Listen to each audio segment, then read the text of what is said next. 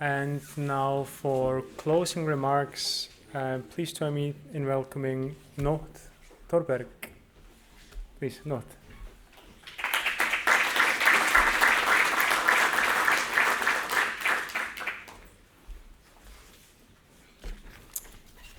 Minister, Ambassador, and Your Excellencies, and dear friends, since we're in the Nordic House, and I've heard the word partners coming up so many times today that I must say, dear friends, what a productive day it has been. I would like to start, before I summarize, just briefly before we join in the reception later on here on the second floor. I would like to start by thanking everyone who has made this day what it is. On behalf of the Embassy on Green by Iceland, Business Iceland, we send you so many thanks for participating in the event with us as guests, as well as contributing to this valuable dialogue that we've had today. It's been so amazing to listen in on the two national teams that have joined forces today. And I could say, it's been a great match. It's a 1-1, isn't it? It's an even match. It's an even match, absolutely. But if we go just briefly into the key takeaways that we have, taken with us from today, at least from my viewpoint, and I'm sure that you will have more to talk about later on at the reception. Well, obviously, the climate crisis has been discussed, but one of the key topics that has been brought up is the fact that we are also, of course, experiencing difficult, challenging times in Europe. And energy is really also a matter of security and independence to some extent, just like Iceland's case shows and the story that we can share.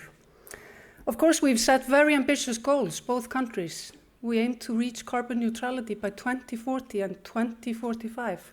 Time goes really fast, and as Minister Habeck mentioned, it took a lot of time to get to the 50%.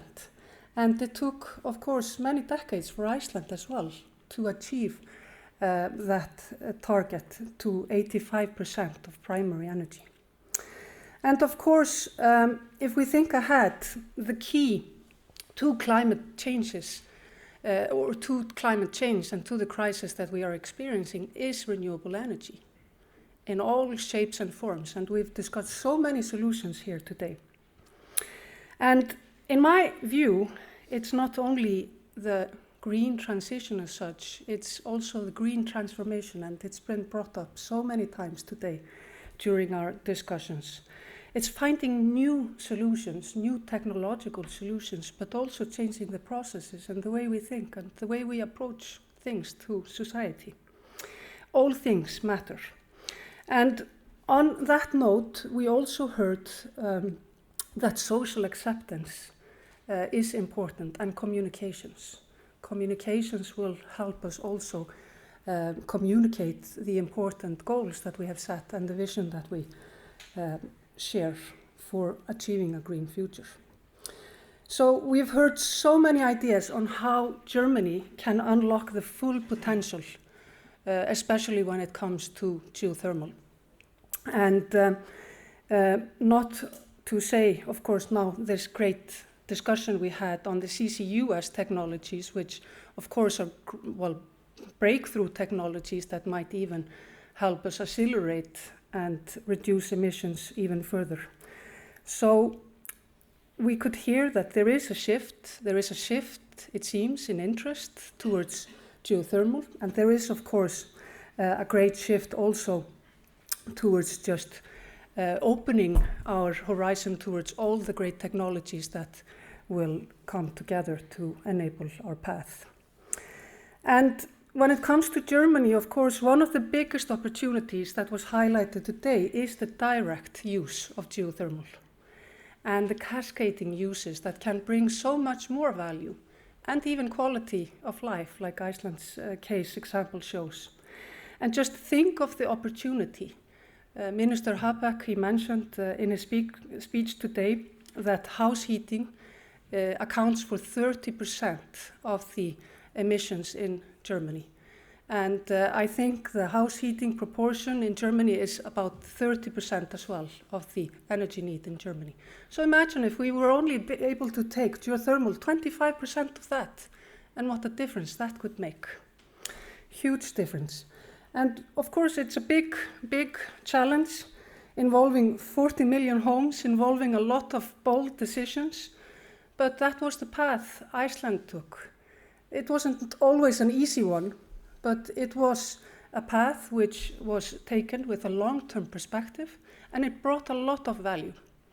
And that is the crossroads that Germany stands before right now. And of course, it's been highlighted today that we can and we aim to become great partners together, and we can work together because together we will go so much faster. And we can work together when it comes to the geothermal ramp-up, in terms of policy making, building knowledge and skillful resources as well. We heard the figure 700,000 people would be required just within geothermal. And of course also when it comes to communication and execution of all the projects in the pipeline. We can work together also when it comes to scaling up and developing the CCUS technologies and partnering up on research and policy making and creating the framework for those technologies to be able to scale up.